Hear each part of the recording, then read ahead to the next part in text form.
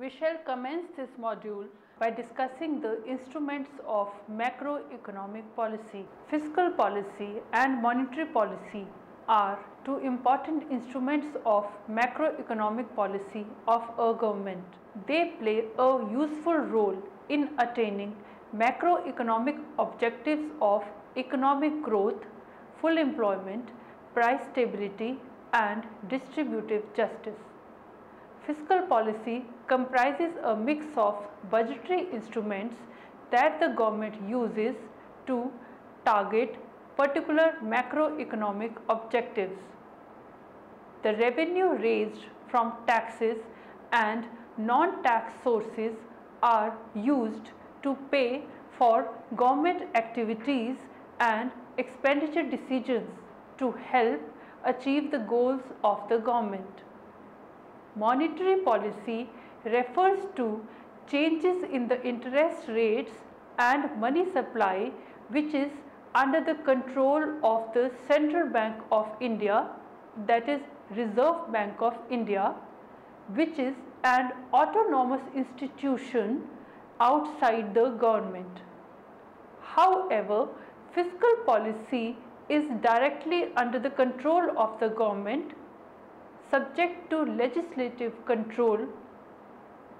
Monetary and fiscal policies are important instruments available to a government that influence the economic activities at the macroeconomic level and also ensure smooth functioning of the economy. These two policies are independent of each other. According to G.K. Shaw, any decision to change the level, composition or timing of government expenditure or to vary the burden, the structure or frequency of tax payments is fiscal policy.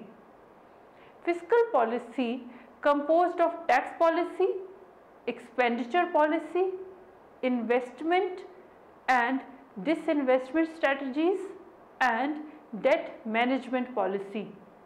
It is an important constituent of the overall economic framework of a country and is therefore intimately linked with its general economic policy strategy.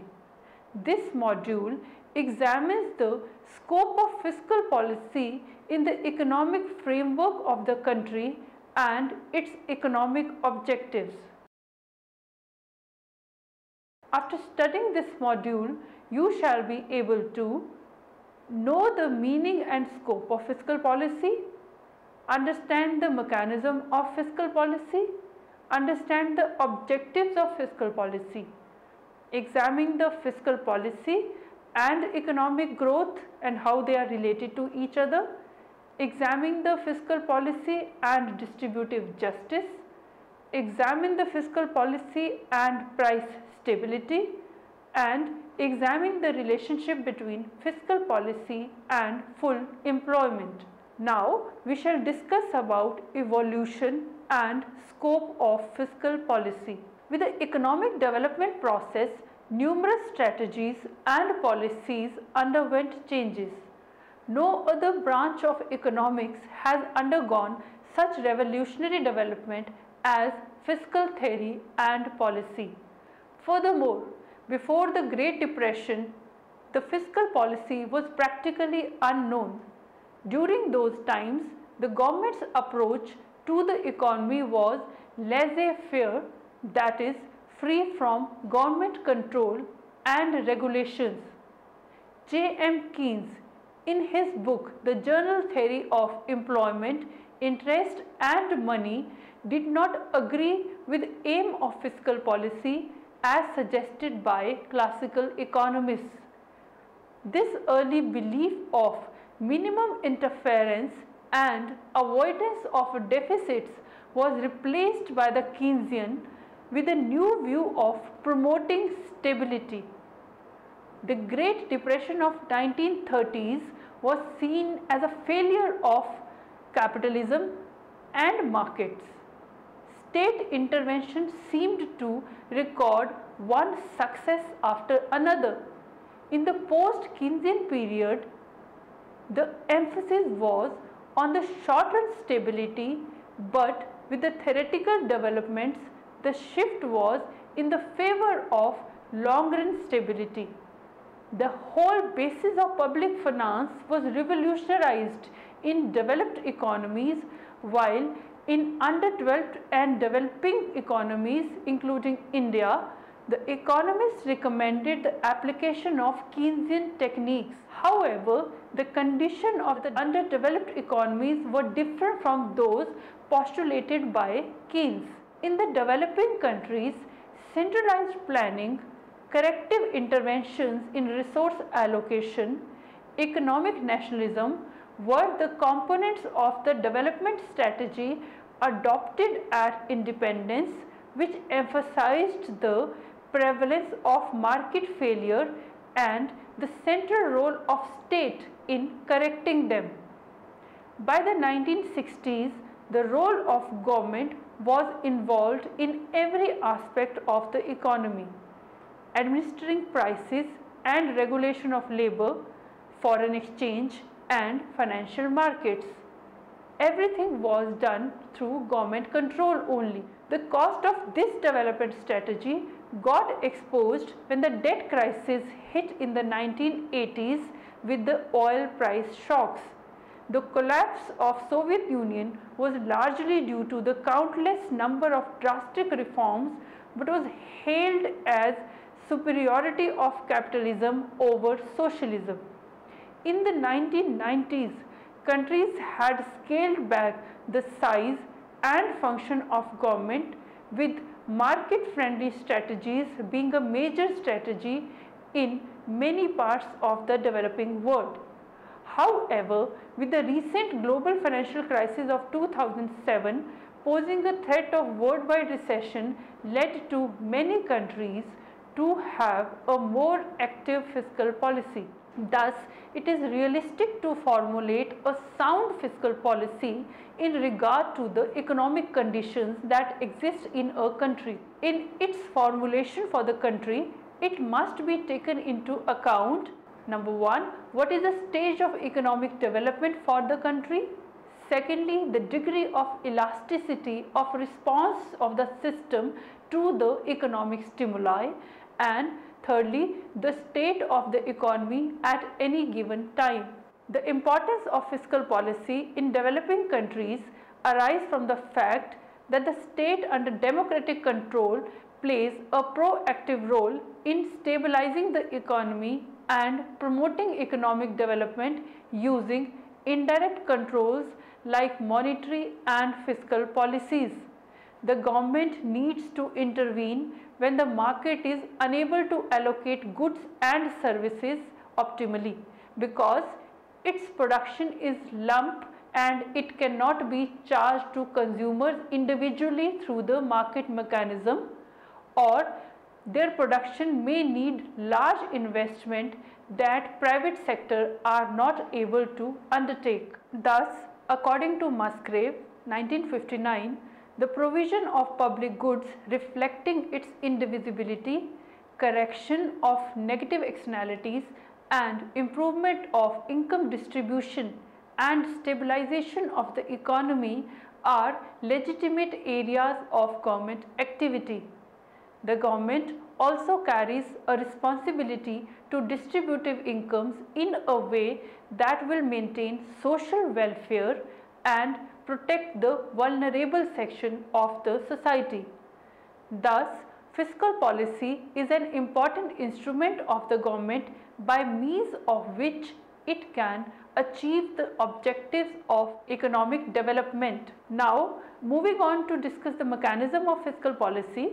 Fiscal policy is the policy of the government related to its own expenditure and taxes in order to influence the aggregate demand, that is AD. Depending upon existing state of the economy, government can employ either expansionary or contractionary fiscal policy. Expansionary fiscal policy increases the aggregate demand, whereas contractionary fiscal policy reduces the aggregate demand. Changes in the level, timing and composition of government spending and taxation have an important effect on the economy. It is one of the very important demand side policies. Demand side policies focus on changing the AD or shifting the AD curve in the aggregate demand and aggregate supply model in order to achieve the objectives of price stability, full employment and economic growth. Consider the equation y is equal to c plus I plus g plus x minus m. On the left side is y, that is GDP, which represents the total value of goods and services produced in the economy.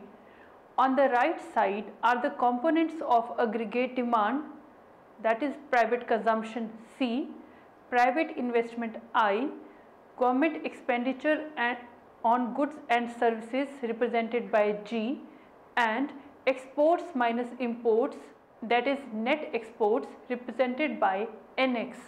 The consumption is dependent on the disposable income YD, which is income that remains after tax payments T. That implies disposable income YD will be equal to Y minus T. So, it has Y and T as variables. This equation also makes it evident that the government effect on economic activity controlling G directly and influencing C, I and NX indirectly through changes in taxation, transfers and spending is possible. Fiscal policy that increases aggregate demand directly through an increase in government expenditure or lowering taxes is typically called expansionary policy. By contrast, fiscal policy is often considered contractionary policy if it reduces aggregate demand via lower expenditure or raising taxes. Fiscal policy influences all of these components of AD. C, that is consumption, is influenced by imposing taxes on consumers, for example personal income taxes. I, or investment, is influenced by imposing taxes on business profits. Similarly, government can easily change its own expenditure. Moreover, it influences X minus M by means of subsidies provided to the domestic producers, import tax and so on. Let us now discuss the objectives of fiscal policy. The government's involvement in macroeconomic coordination with the objective of stabilizing the economy is crucial. Fiscal policy is comprised of mix of budgetary instruments which refer to the use of taxation and non-tax revenues and the government expenditure to influence the aggregate level of economic activities at the macroeconomic level. It aims to achieve economic objectives with the soundness of public finance. The objectives of fiscal policy are more or less same in developed and underdeveloped countries. According to Heller, the objectives of tax and budgetary policy in underdeveloped countries are to promote investment, to maintain stability and to reduce extreme inequalities in wealth and income. These objectives are not different from objectives of fiscal policy in developed economies, that are economic growth, stability and optimum income distribution. The major objectives of fiscal policy are: number 1, to mobilize resources for sustainable economic growth. Secondly, to achieve the target of full employment. Thirdly, to restrain price instability in order to ensure economic stability. And fourthly, to achieve equitable distribution of income and wealth. Firstly, let us talk about economic growth. The fundamental objective of fiscal policy in a developing economy is to achieve rapid economic growth and development. The developing countries are in the vicious cycle of poverty. This can be broken by mobilization and efficient allocation of resources only. Capital formation is an important determinant of economic growth. The savings have to be mobilized and channeled to productive investment. To achieve high capital formation, it is necessary to accelerate savings and investment rate, which in turn affects productivity growth in the economy. Fiscal policy is an efficient and equitable way of mobilizing resources for accelerating public investment. It may affect the rate of saving and the willingness to invest and may thereby influence the rate of capital formation. Through the effective fiscal policies, the government can mobilize resources. One of the fiscal instruments is taxation, which can be used for mobilizing resources for capital formation in the public sector. By designing an appropriate tax structure, resources can be raised for public authorities for administration and development. The imposition of progressive direct taxes such as income tax or corporate tax and high rate of indirect taxes on luxury goods and services consumed by high income individuals and on undesirable items. In this way, government can discourage consumption and production of such items. The production of life necessities and employment-oriented industries can be encouraged by offering tax concessions or subsidies. Public borrowing is another fiscal instrument by which savings could be mobilized for economic development. Public borrowings become necessary because taxation alone cannot provide sufficient resource needed for economic development. The allocation function is another important fiscal function to enhance economic growth.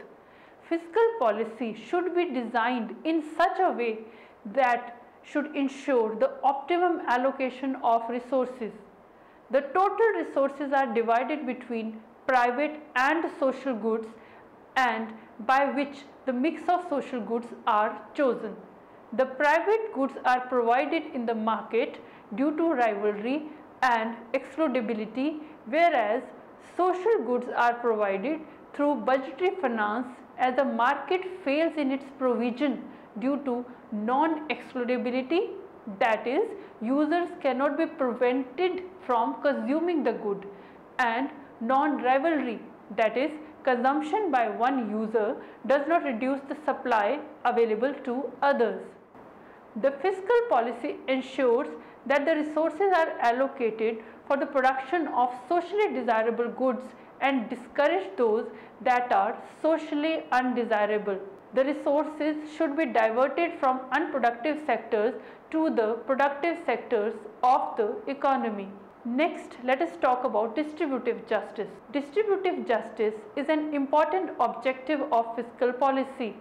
It relates to the redistribution of income and wealth. The pattern of distribution determined by the market forces is not necessary, which society considers fair and just. Distributional adjustments are called for through efficient fiscal policy. A welfare state should provide social justice by giving equitable distribution of income and wealth. The distribution of economic resources depend on two factors. Firstly, distribution of factor endowments such as personal income or earning capacity and ownership of accumulated or inherited wealth, and secondly, prices of these factors in the market. Suppose in the market the businesses would want to maximize their profits and the public who consumes a mix of goods and services would want these goods and services to be supplied wherever they want. In a competitive economy, profit maximizing firms will be forced to pay factors of production according to their productivity, that is, returns to the factors of production reflecting their productivity. This means those who are skillful and able to take the opportunity would benefit, and those who are not would receive little or no income. To some, this would be market success, and to others, the distribution of income can never be a purely economic concept. Thus, to contribute significant change in the distribution of income, the government plays a pivotal role. This is accompanied through taxing powers and expenditure responsibilities of the government carried through fiscal policy. According to Musgrave, among various fiscal instruments, redistribution is implemented most directly by following methods. First is tax transfer scheme, combining progressive taxation of high income with a subsidy to low income households. Secondly, progressive taxes used to finance public services that particularly benefit low income households. And thirdly, a combination of high taxes on goods consumed by high income consumers with subsidies to other goods that are used by low income consumers. Tax policy influences the distribution of income and wealth through the main instruments, that is direct taxation on income, wealth on property transactions, or taxation on commodities and services purchased largely by high income group, and subsidies on goods purchased by low income groups or transfers. Taxation of the rich will reduce savings and thus retard development efforts. The objective of distributive justice comes in conflict with economic growth. It diverts the purchasing power from richer to poor sections of the economy, encourages consumption, and diverts resources from investment and feeds the inflation. The equitable distribution destroys incentive for production on one hand and sources of savings on other. Thus, the government carries a responsibility to redistribute income and wealth in such a way that balance equity and growth, while at the same time ensure the incentives to the private sector for its productive activity. Therefore, in designing the fiscal policy, it is essential to achieve proper balance between the objectives of the economy. Another objective is price stability. Economic stability is important aim of a sound fiscal policy.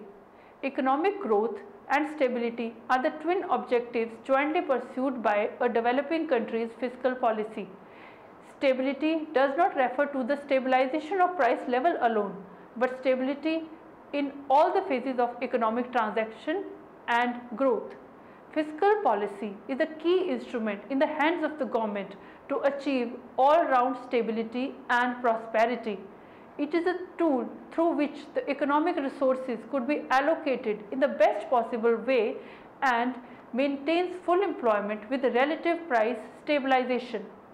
Economic instability occurs due to cyclical fluctuations caused by aggregate demand shocks and aggregate supply shocks.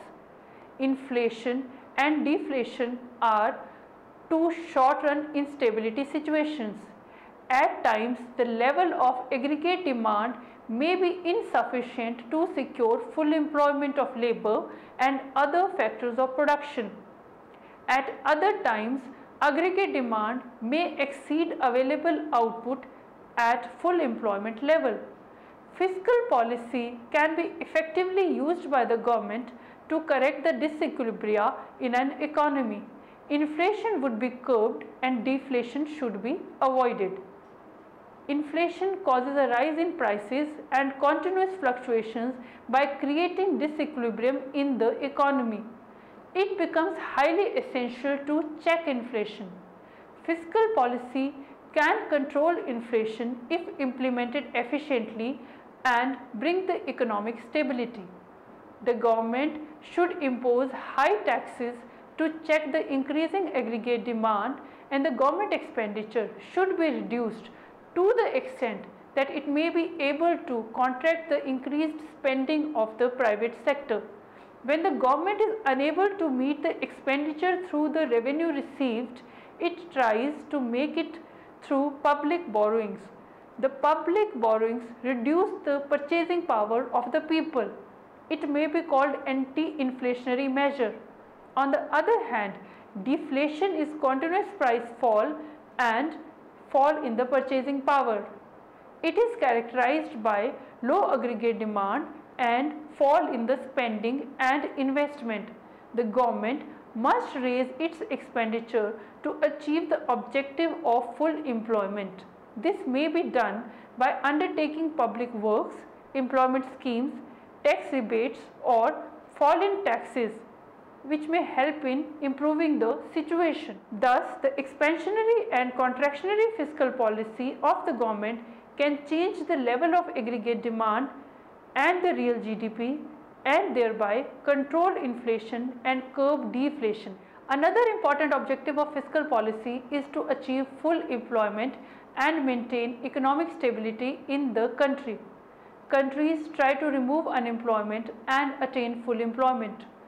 Full employment means the qualified people who seek jobs at prevailing wage rates can find them in productive activities without considerable delay.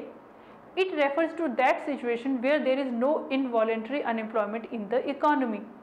The government makes every possible effort to achieve full employment in the country through effective fiscal measures. The government tends to increase its public expenditure in infrastructure, public works and social security measures that result in upliftment of the level of aggregate demand, investment and employment. Taxation should be structured in such a way that promotes and sustains consumption and investment. The lowering of direct taxes like income tax or corporate tax encourages more savings and investment and consequently creates more employment. Once the objective of full employment is attained, it has to be maintained by adopting appropriate fiscal measures. However, it is difficult to achieve full employment as the factor markets are not perfect. In a developing country, there is a problem of disguised unemployment that can be solved by fiscal policy through increase in public expenditure to provide alternate employment opportunities. Let us now summarize what we have learned in this module. Fiscal policy comprises a mix of budgetary instruments that the government use to target economic objectives of the country. It is the use of government spending and taxation to influence the economy. The objectives of fiscal policy are the achievement of economic growth, distributive justice, price stability and full employment. Fiscal policy is the policy of the government related to its own expenditure and taxes in order to influence the aggregate demand. The government employs either expansionary or contractionary fiscal policy. Expansionary fiscal policy via increase in government expenditure or reduction in taxes would increase the aggregate demand, whereas contractionary fiscal policy via reduction in government expenditure and raise in taxes would reduce the aggregate demand. Changes in the level, timing and composition of government spending and taxation have an important effect on the economy. The fundamental objective of fiscal policy in a developing economy is to achieve rapid economic growth and development. This could be achieved by mobilizing the resources to the desired channel of investments and optimally allocate the resources to socially desirable goods and services. Distributive justice is an important objective of fiscal policy. It relates to the distribution of income and wealth. Tax and transfer policies offer an effective measure of implementation distribution adjustments of fiscal policy. Inflation and deflation are two instability situations in the short run. Fiscal policy is the key instrument in the hands of the government to achieve all-round stability and prosperity. It is a tool through which economic resources could be allocated in the best possible way and maintain full employment with relative price stabilization. The government makes every possible effort to achieve full employment in the country through effective fiscal measures, either by increasing government expenditure or by reducing taxes, or the combination of two measures.